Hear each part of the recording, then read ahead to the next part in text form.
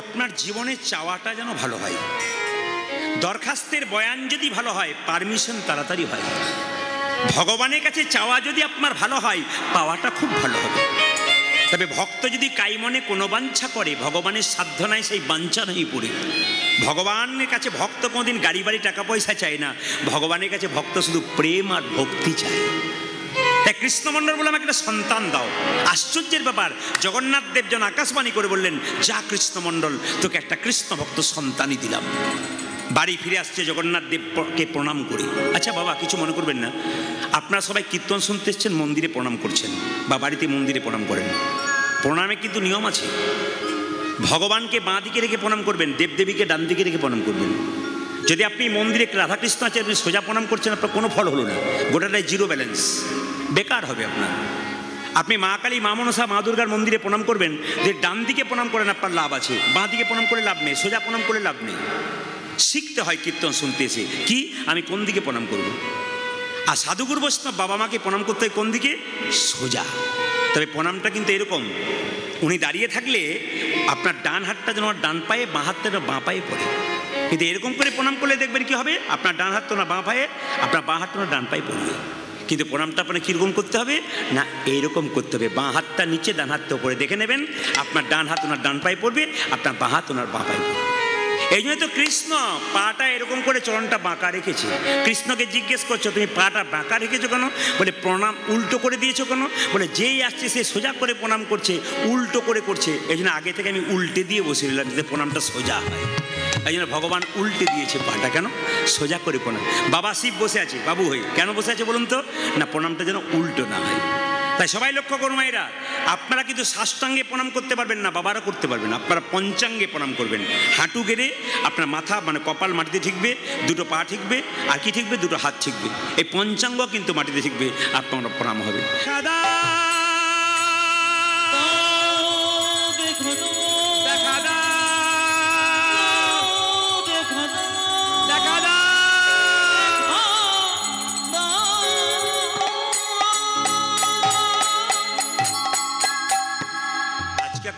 আজ একটা দারুণ দিনে কীর্তন হচ্ছে, কিন্তু ফলহারিণী অমাবস্যা।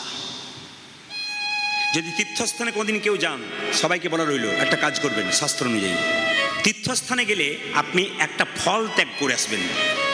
যে ফলটা খেতে আপনি খুব ভালোবাসেন, ওই ফলটা তীর্থে গিয়ে বলবেন, প্রভু এ ফল আমি জীবনে খাবো না, তোমার চরণে দিয়ে চলে গেলাম। তীর্থস্থানে গেলে ত্যাগ কিছু করে আসতে হয়। যেমন আমি নিজে আপেল, কলা আর লেবু ভালোবাসি। ধরুন আমি মন্দিরে গেলাম, গয়াকাশী বৃন্দাবন, গিয়ে বললাম প্রভু আমি আপেল খেতে খুব ভালোবাসি, তোমাকে দিয়ে গেলাম, আর জীবনে যতদিন বাঁচবো আমি আপেল কোনোদিন খাবো না। এরকম আপনাদের শর্ত করতে হবে, যে ফল প্রিয় আপনার সেটাকে ত্যাগ করতে হবে তীর্থস্থানে গেলে। এই কয়েকদিন আগে আমাদের বাড়ির পাশে একটি ছেলে, ও গিয়েছিল গয়াকাশী বৃন্দাবন, আমাকে সে প্রণাম করে বলছে, দাদা আশীর্বাদ করুন। বলে কেন? গিয়েছিলাম। বলে কোথায় গিয়েছিলে? বলছি যে ওই গয়াকাশী বৃন্দাবন গিয়েছিলাম। বাহ, ফল ত্যাগ করেছো? হ্যাঁ, ওই যে আপনার কীর্তন শুনেছিলাম, ফল ত্যাগ করেছি। বলে কি ফল ত্যাগ করেছো? বলছে কামরাঙ্গা। বললাম কামরাঙ্গা? বললাম কেন কামরাঙ্গা ত্যাগ করেছো? বলছে টক ফল খেতে পারি না, দিয়ে চলে এলাম। বেশ করেছো, আচ্ছা করেছো। মানে এক বললাম আর এক করে বসলো আর কি। আপনারা কীর্তন শুনতে আসবেন, যদি ঠিক মতো বুঝবেন তাহলে ভালো, আর না বুঝলে বাড়িতে গিয়ে উল্টো করে ফেলবেন। খুব ভালো করে শুনবেন মায়েরা।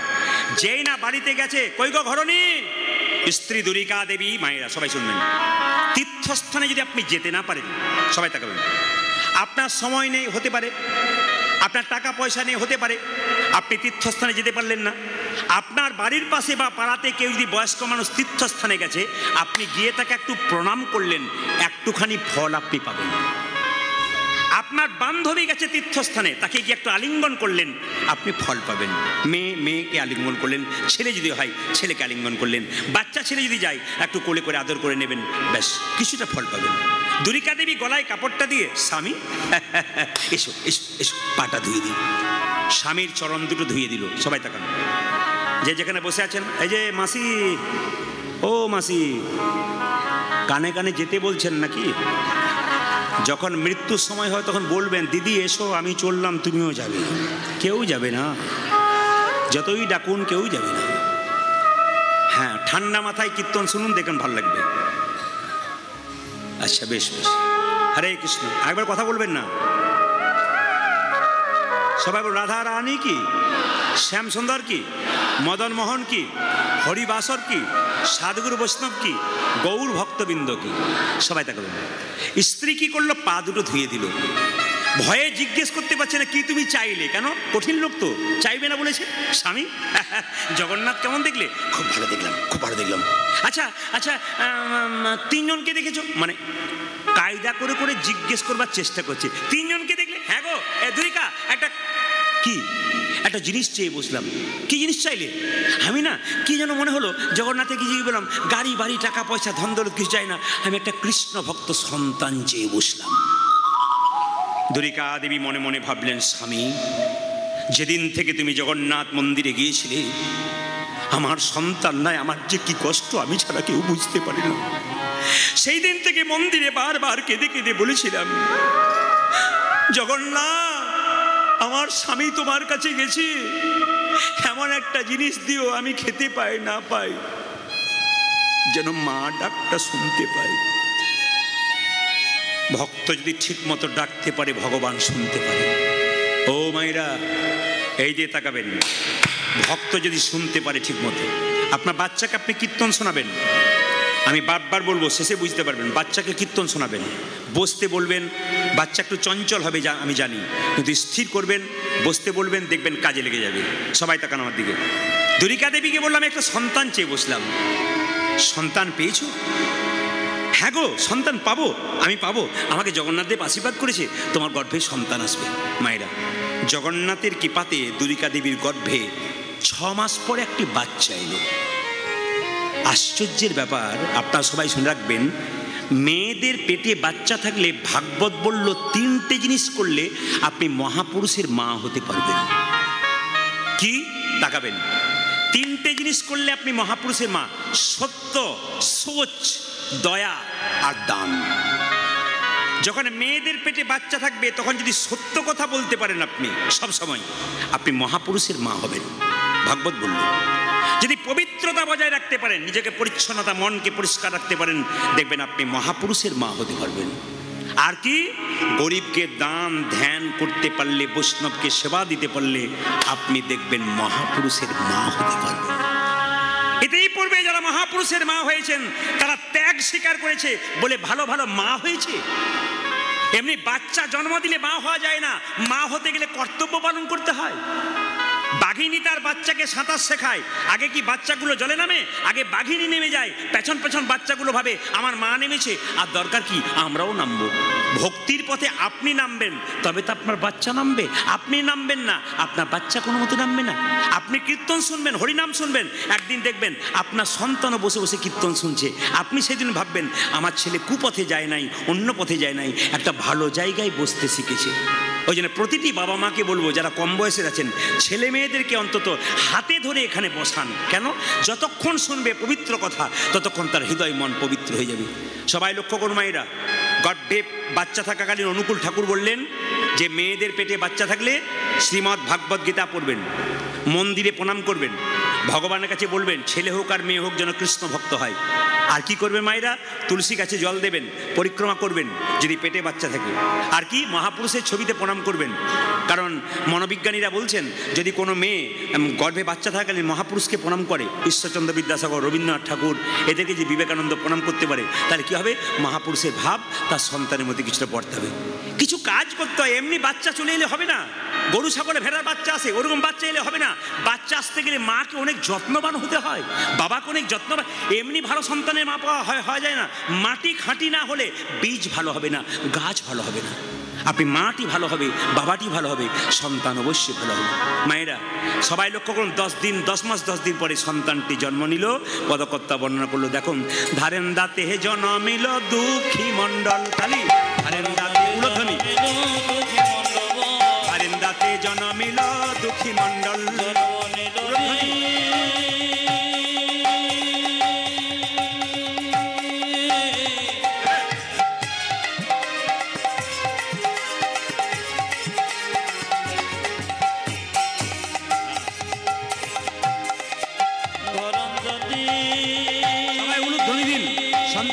বলছে।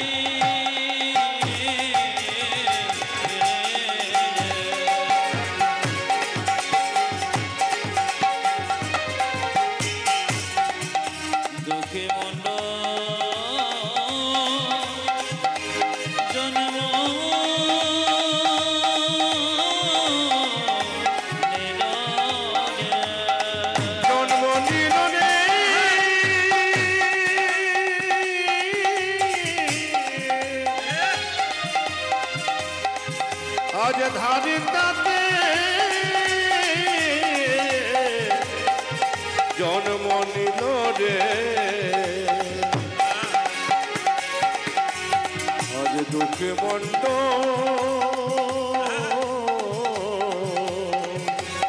জন্ম নিল, জন্ম নিল, জন্ম নিল,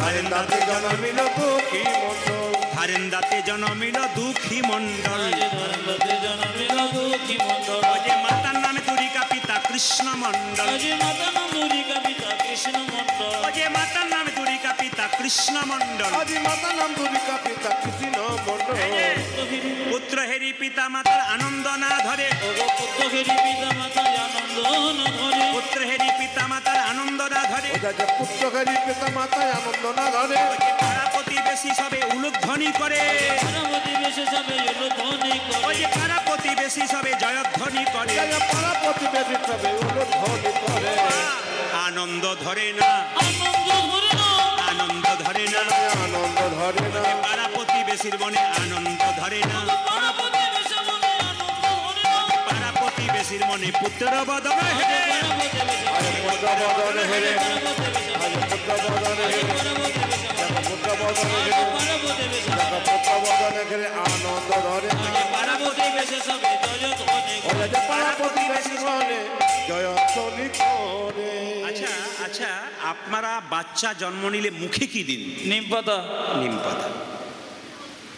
আমি যে না নিম পাতা বলেছি, আপনারা হ্যাঁ বলে ভুললেন যে? না না, দু চারজন এমনি এমনি করলেন নিম পাতা, মানে আপনি কি ভুল বলবেন? আচ্ছা, বাচ্চা জন্ম নিলে মুখে মধু দেন, তাই তো? আচ্ছা বলুন তো, মধু দিলে আমাদের বিশ্বাস যে মিষ্টি মিষ্টি কথা বলবে, ছেলে বড় হলে মিষ্টি কথা বলে? বাবারে, মায়েরা কি দুঃখ করে বলছে, বাবা ঘর গেলে বুঝবেন কি চলছে আর কি। না না, আপনারা সবাই লক্ষ্য করবেন, ছেলে মায়েরা, তুলসী দাস বলেছেন, যে পদ দিয়ে পুত্র আসে সে পদ দিয়ে মূত্র আসে, যে পদ দিয়ে পুত্র আসে সেই পদ দিয়ে মূত্র আসে। সে পুত্র যে কৃষ্ণ ভক্ত, আর সে মূত্র যে অসুরের মতো আচরণ করে অভক্ত। কিছু মনে করবেন না, পাড়ায় পাড়ায় কীর্তন হয়, গ্রামে গ্রামে কীর্তন হয়, আপনি কীর্তন করাচ্ছেন, আমি কীর্তন করাচ্ছি বিভিন্ন জায়গাতে, কিছু মানুষের দেখবেন খুব কষ্ট হয়, আবার কিছু মানুষের খুব আনন্দ হয়। কিন্তু যারা কীর্তন করায়, অনুষ্ঠান করায়, তারা তো হাতির মতো গো। হাতি যখন দেখবেন রাস্তা দিয়ে পেরিয়ে যায়, অনেকে গণেশজি বলে প্রণাম করে, জোরে বলুন হ্যাঁ না না। হাতি ওর দিকেও তাকায় না, আর কুকুরগুলো দেখবেন পেছনে ঘেউ ঘেউ করে, ওর দিকেও তাকায় না। হাতি বলে আমি ভালোতেও নেই, আমি মন্দতে নেই, আমার রাস্তায় আমি যাব, আমাকে কেউ ঠেকাতে পারবে না। আপনি হাতির মতো হয়ে যান কৃষ্ণ ভক্ত, আপনার রাস্তায় কেউ বাধা দিতে পারবে না, যদি গোবিন্দ আপনার সহায় থেকে যায়। ভগবান যার সহায় আছে, তা আবার চিন্তা কি আছে মায়েরা? ও মায়েরা, সবাই মন দিয়ে শুনুন, ছেলের মুখে কি দিল নাম? আপনার ভাবছে মধু, তো মধু কেন দেওয়া হয়? বলছে যদি বইপত্র পড়েন তাহলে বইটার নাম হচ্ছে হিন্দু ধর্ম কি এবং কেন। বইটার লেখক হচ্ছে লোকনাথ কবিরাজ। তাদের পরিষ্কার করে বলছে যে বাচ্চার যখন জন্ম হবে তখন মুখে মধু দেয় কেন না? বাচ্চা কান্নাকাটি করে, মায়ের দুধ পান করতে পারে না, ওই জন্য মধু দেয় কান্না বন্ধ করবার জন্য। মধু কখন দেবেন তবে বাচ্চা মিষ্টি কথা বলবে না? বলল বইটাতে যে মধু দেবেন কখন? 21 দিন পর যখন আপনি আতুর ঘর থেকে নিয়ে যাবেন স্নান করিয়ে, তখন মধু দেবেন, বাচ্চা মিষ্টি মিষ্টি কথা বলবে। আর কখন দেবেন? যখন দেখবেন আপনার বাচ্চার অন্নপ্রাশন হবে, তখন দেবেন, দেখবেন আপনার বাচ্চা কি হবে? মিষ্টি মিষ্টি কথা বলবে। মায়েরা এখন কি করলো? মধু তো কেনার পয়সা নেই, কি করলো? দুই কানে শোনাইল মধুর হরিনাম। পয়সা পয়সা নেই তো কি করব? হ্যাঁ। মধু কেনার পয়সা নেই তো কানে কি দেব? দুই কানে শোনাইল মধুর হরিনাম, আজ দুই কানে শোনাইল মধুর হরিনাম, হরিনামে শোনালো, হরিনামে শোনালো, মধুর হরিনামে শোনানো, সারের কথা শোনার আগে হরিনামে শোনালো, সারে কথা শোনার আগে হরিনামে শোনালো, সারের কথা শোনার আগে নাম ময়দা, সারে কথা শোনার আগে নাম ময়দা হলো, কথা শোনার আগে নাম ময়দা হলো, সারে কথা শোনার আগে নাম ময়দা হলো, হরি কথা শোনার আগে নাম ময়দা হলো, হরিনামে শোনানো, দুই কানে শোনাইলে মধুর হরিনাম। ওটাকে দুই কানে শোনাইল মধুর হরিনাম। মায়েরা, এইবার ছেলেটাকে ভগবানের মন্দিরে গিয়ে বলছে, হে জগন্নাথ তুমি এক কাজ করো, আশীর্বাদে করো গো, আশীর্বাদে করব, আশীর্বাদে করো গো। আশীর্বাদে করো গো। কি কি ডাক্তার হতে পারে না ইঞ্জিনিয়ার হতে পারে? কি বলছে? আশীর্বাদে করো গো। আশীর্বাদে করব, কি যেন ভাগবতে পড়তে পারে, আশীর্বাদে করো। যেন ভাগবতে পড়তে পারে, আশীর্বাদে করো, যেন সংকীর্তন গাইতে পারে, আশীর্বাদে করো গো। যেন সংকীর্তন গাইতে পারে, আশীর্বাদে করো গো। যেন ভাগবতে পড়তে পারে, আশীর্বাদে করো গো। ওই যে হরি হরি হরি বলে, ভাগবতে পড়তে পারে, ওই যে হরি হরি হরি বলে, সংকীর্তন গাইতে পারে, হরি হরি হরি বলে, সংকীর্তন গাইতে পারে, হরি হরি হরি বলে, আমি সংকীর্তন গাইতে পারে, আশীর্বাদে করো গো। দুই কানে শোনাইল মধুর হরিনাম। ওটাকে দুই কানে শোনাইল মধুর হরিনাম। বাবা দুঃখের সংসারে জন্ম নিল বলে পাড়ার লোকেরা নাম রাখলো দুঃখী মণ্ডল। যে যেখানে বসে আছেন একটু মন দিয়ে শুনবেন। আপনার বাচ্চা ছেলের মনটা হচ্ছে কচি বাঁশের মতো, যেদিকে বাঁকাবেন সেদিকে বাঁকবে, বাঁশ মোটা হলে আর বাঁকবে না। যে যেখানে বসে আছেন, যারা বাবা হয়েছেন, দাদু হয়েছেন, মা হয়েছেন, হ্যাঁ মাসি হয়েছেন, মন দিয়ে শুনে নেবেন। কি? বাচ্চা ছেলের মন কচি বাঁশের মতো, যেদিকে বাঁকাবেন সেদিকে বাঁকবে, বাঁশ মোটা হলে আর বাঁকবে না। শিক্ষা যদি দেবেন ছেলেকে ছোট থেকে দেবেন, কি বলবেন? আমি তো পশ্চিমবাংলার প্রত্যেকটি জেলায় যাই, রাজ্যে রাজ্যে যাই, বিদেশে পর্যন্ত যাবার আমার অফার আছে পরবর্তী ক্ষেত্রে। কিন্তু আপনাদের কাছে নিবেদন রইল, সব জায়গাতে বাড়িতে বাসা হলে বাচ্চাকে কোলে নিয়ে তার মাগুলো এসে বলে, একবার বলে দাও তো কি রাধে রাধে হরে কৃষ্ণ জয় নিতাই। কে বলে? বাচ্চাগুলো বলে। কেন? বাচ্চাগুলোকে ছোট থেকে শেখানো হয়েছে। আবার বাচ্চাগুলো এসে টুক করে ঝুপ করে প্রণাম করছে, ওর মা ইশারা করেছে, খোকা একবার সঙ্গে সঙ্গে প্রণাম করছে। কেন? শিখিয়েছি, আচার শেখানো। বাচ্চাকে সকালবেলায় মুখ ধুয়ে বলুন মন্দিরে প্রণাম কর, তোর দাদু ঠাকুমাকে প্রণাম কর, আমাকে আর তোর বাবাকে প্রণাম কর। আচার শেখান। ছোট মেয়ের হাতে মোবাইল নয়, সংস্কার শেখান। আর ছোট্ট ছেলের হাতে আপনি বাইক নয়, ওকে জীবন দান করুন। এক পকেটে গীতা রাখবেন তো এক পকেটে মোবাইল রাখুন। সপ্তাহে একদিন ছুটি থাকবে, ছেলে মেয়েদেরকে নিয়ে পার্কে বেড়াতে যাবেন না, ওখানে উল্টো পাল্টা জিনিস দেখবেন, মন্দিরে যান। আপনিও প্রণাম করবেন, বাচ্চাটা আপনার পেছন পেছন প্রণাম করবে, বাচ্চাটাকে কিছু সম্পদ দিয়ে যাবেন। এই জন্য বারবার বলছি, সাধুগুরু বৈষ্ণব রাস্তা দিয়ে পেরিয়ে গেলে বাচ্চাকে প্রণাম করার আগে নিজে প্রণাম করবেন আর বলবেন এনাকে একটু প্রণাম করো, ওনাদের আশীর্বাদ পেলে কাজ হতে পারে। ইস্কন মন্দিরে শিল প্রভুপাদ যখন ছোট্ট বাচ্চা ছিল, কলকাতা ছেলে, তার বাবা চাকরি করতো, 10টা পর্যন্ত বসে থাকতো দরজাতে, তারপর অফিসে যেত। কোনো সাধুগুরু বৈষ্ণব পেরিয়ে গেলে বলতো একবার আসুন। আরে কি হয়েছে বলবেন তো? আরে আসুন না। বলে কি হয়েছে? আমার ছেলের মাথায় একটু হাত দিয়ে বলে দিন যেন রাধারানীর কৃপা হয়। বৈষ্ণবরা আসতো আর ছেলের মাথায় হাত দিয়ে বলতো তোমার ছেলে রাধারানীর কৃপা হোক। শিল প্রভুপাদ বৈষ্ণবের আশীর্বাদে এত বড় হল। আপনারা যারা মা হয়েছেন তারা কি চান না আমার ছেলে অনেক বড় হোক, অনেক বড় মানুষ হোক, অনেক বড় মহামানব হোক? সব মাইগুলো তো চাই। আপনার প্রণাম করান, মন্দিরে প্রণাম করান, সাধুগুরু বৈষ্ণবকে প্রণাম করান, শেখান। এগুলো না শেখালে কি শেখাবেন? গত পরশু যেখানে গাইছিলাম, একজন ভদ্রলোক এসে বললেন প্রদীপ বাবু আমার ছেলের জন্য চিন্তা নাই। বলে কেন? 1 কোটি টাকা রেখে দিলাম ব্যাংকে, আমি মরে গেলেও চিন্তা নাই, এবার বসে বসে খাবে। বললাম ছেলের জন্য 1 কোটি টাকা রাখলেন, ছেলেকে তৈরি করলেন কেমন? এইরকম না এইরকম? যদি এরকম তৈরি করেন, আপনার সাধ্য কাজ করাবে, বাড়িতে মন্দির করবে, সাধু সেবা দেবে, ভক্ত সেবা দেবে। আর যদি এইরকম তৈরি করেন, যা ছিল তা তো যাবে, আর আপনার সাধ্যে আরও সাধ্য করে নিতাই গোল হরিগোল করে দেবে। তাই সন্তানগুলোকে ভালো করুন, যেন ভবিষ্যতে কৃষ্ণ ভক্ত হতে পারে, বিবেকবান হতে পারে, ইঞ্জিনিয়ার হোক, ডাক্তার হোক, উচ্চশিক্ষায় শিক্ষিত হোক, অবশ্যই হোক, যেন কৃষ্ণ ভক্ত হতে পারে। আপনার শুনলে চমকে যাবেন যে যেখানে বসে আছেন। আপনারা গেছেন কিনা জানি না, 10 বছর আগে আমার একটা শরীরে প্রবলেম হয়েছিল। আমি চেন্নাই অ্যাপেলো গিয়েছিলাম। তো যে ডাক্তারবাবুকে আমি দেখাচ্ছিলাম তিনি ছিলেন খ্রিস্টান ডাক্তার। তার টেবিলে দেখলাম যীশু খ্রিস্টের মূর্তি আর ফুলের মালা দিয়ে পরানো আছে টেবিলে। জিজ্ঞেস করলাম ইনি?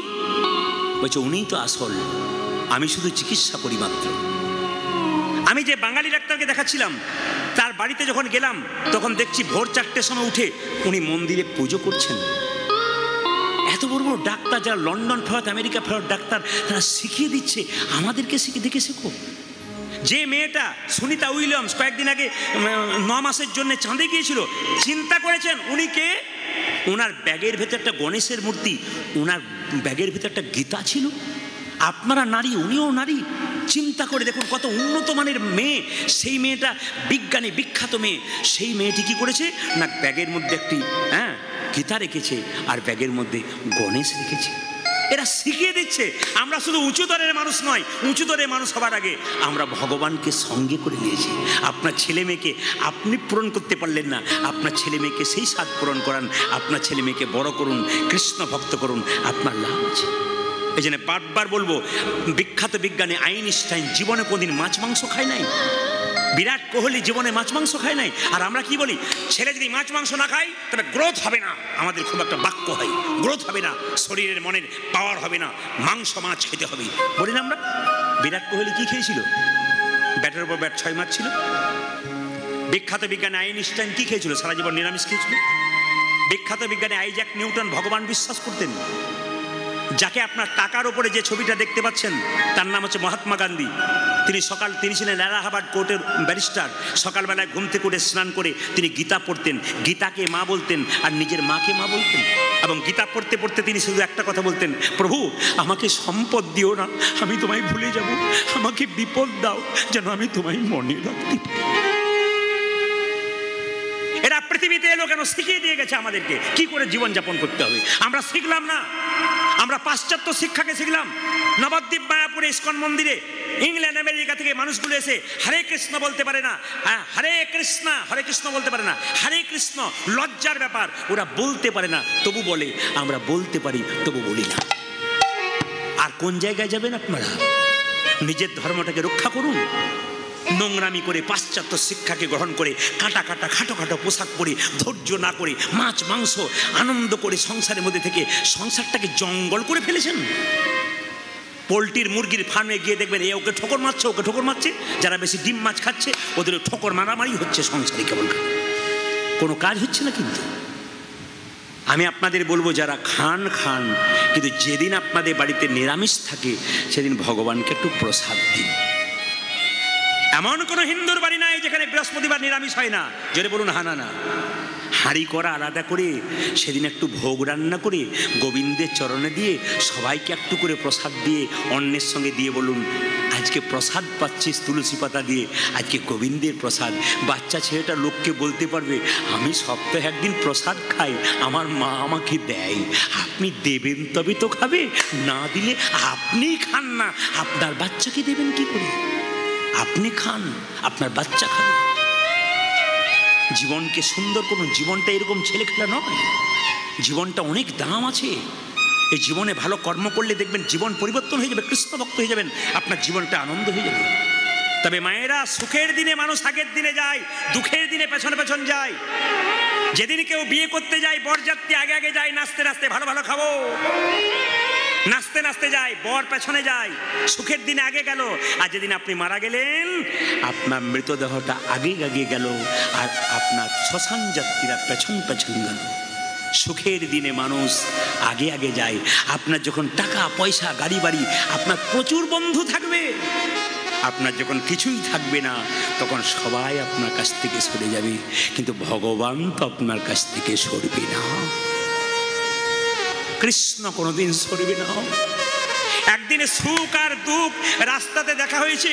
সুখকে দেখে দুঃখ বলছে, সুখ তুই বড় সুখী রে, সবাই তোকে চাই, খালি যত জায়গায় যায় খালি বলে সুখ চাই, আমাকে কেউ চায় না। সুখ বলল, না রে দুঃখ, তুই আমার চাইতে সুখী। বলে কেন? সুখ বলল, আমাকে যদি কেউ পায় তবে সে ভগবানকে ভুলে যায়, আর তোকে যদি কেউ পায় তবে ভগবানকে চিরকাল স্মরণ। দুঃখ পেতে ভগবান শ্রীকৃষ্ণের পিসি কুন্তিও পর্যন্ত কৃষ্ণের কাছে বলেছিল আমাকে দুঃখ দে, আমাকে সুখ দিস না, আমাকে সম্পদ দিস না, আমাকে বিপদ দে, যেন আমি কৃষ্ণ বলে কাঁদতে পারি। কৃষ্ণ জিজ্ঞেস করেছিল, পিসি কৃষ্ণ বলে কেঁদে কি লাভ? কুন্তি বলেছিল, কৃষ্ণ বলে কেঁদে যে কি লাভ, যে জন কাঁদতে পেরেছে সে ছাড়া কেউ জানে না। কৃষ্ণ বলে কাঁদো, জীবনে আনন্দ আছে। ছেলের জন্য কাঁদবে, মেয়ের জন্য কাঁদবে, শেষে ছেলে মেয়ে বলবে তুমি আমার জন্য কি করেছো? আপনি বলবেন আহ, যার জন্য করি চুরি সে কিনা বলে চোর। কিন্তু ভগবানের জন্য কাঁদলে ভগবান তার অভাব রাখে না, ভগবান তার অভাব পূরণ করে। এই জন্য বারবার বলবো, কীর্তন শুনুন, চোখের জলে ভাসুন, দেখুন কত আনন্দ আছে, কত কৃপা আছে। ছোট্ট ছেলের নাম রাখলো দুঃখী মণ্ডল। ওই ছেলেটাকে একদিন তার বাবা মা বলছে, শোন দুঃখী, তোর জন্ম এমনি এমনি হয় নাই, জগন্নাথ মন্দিরে কৃপা করে তোকে পেয়েছি, তো কৃষ্ণচরণ লাভ করা তোর একমাত্র উদ্দেশ্য। ছোট্ট দুঃখী বললো, তাহলে আমি কি করে কৃষ্ণ পাবো? বাবা মা বলছে, শোন, প্রথমে গুরুকরণ করতে হয়, আর গুরুকে পেতে গেলে নবদ্বীপে যেতে হয়। গোবিন্দের কৃপা একদিন তুই পাবি, রাধারানীর কৃপা পাবি। ছোট্ট ছেলে বলছে, তাই নাকি? আগে গুরুকরণ করতে হয়, তাহলে নবদ্বীপে যেতে হবে? বলে হ্যাঁ, দিতে হবে তো। ছোট্ট দুঃখীর 5 বছর বয়স। ও মনে মনে ভাবলো, আজকেই যাব, আর কাল নয়, কাল কাল করে রাবণ স্বর্গে সিঁড়ি বাঁধতে পারে না। আমাদের জীবনে খেলে একটা ইচ্ছা, কৃষ্ণ ভজন করুন, এখন কি করব? পরে করব, এখন ছেলে মেয়ের সংসার আছে, পরে করব। কাল কাল করতে করতে কোন দিন যে আপনার জীবনে কাল চলে আসবে আপনি বুঝতে পারবেন না। এখন থেকে শুরু করুন। ছোট্ট দুঃখী বাবা মা যখন শুয়েছে, তাদেরকে প্রণাম করে চলল কোথায়? নবদ্বীপের পথে। আমি চলে যাই, আমি চলে যাব, আমি চলে যাই, দাও গোবিন্দা। উলধ্বনি। আমি চলে যাব,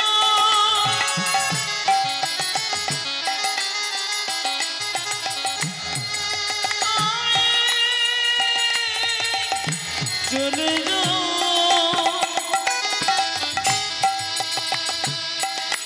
দাও গোবিন্দা।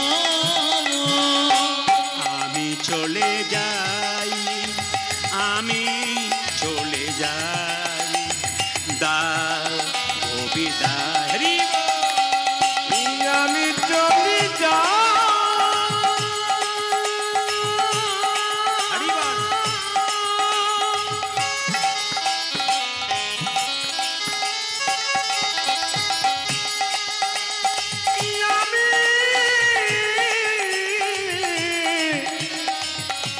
চলে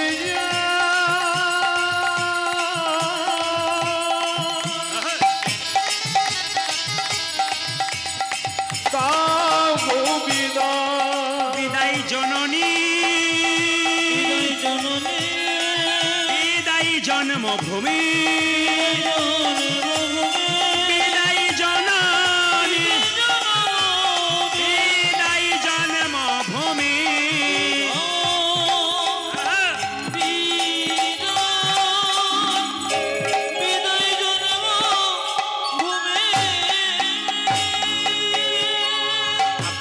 জগন্নাথ মন্দিরে প্রণাম করে যখন কৃষ্ণমন্ডল বাড়ি যাচ্ছে, গাইতে গাইতে যাচ্ছে, আহ ভগবানের কি লীলা গো, হরে কৃষ্ণ, ভগবানের কি লীলা।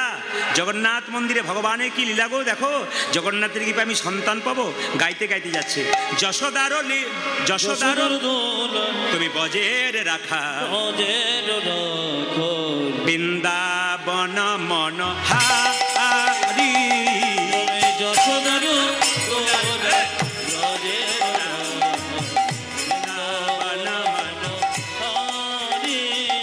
যশোদারি দুলাল বজের রাখাল, বৃন্দাবন মন হারি। ও তুমি যশোদা দোলাল রজে রাখাল, বৃন্দাবন ধন হারে। যশোদারি দুলাল বজের রাখাল, বৃন্দাবন মন হারি। যশোদারি বজের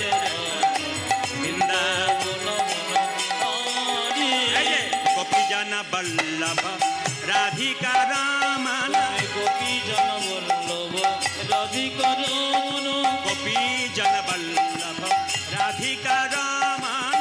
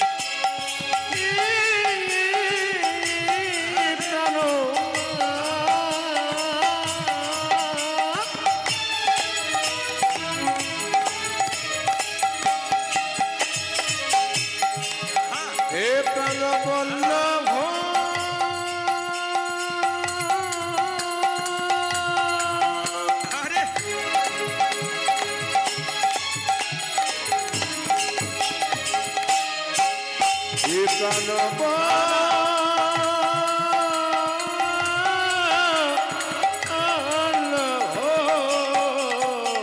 গোপী জন বল্লভ রাধিকার মন গোপী জন বল্লভ রাধিকার মন গোপী জন বল্লভ রাধিকার মন চিত্তবিত্ত মনোহরে বৃন্দাবন মনোহারি উর্ধ্বনি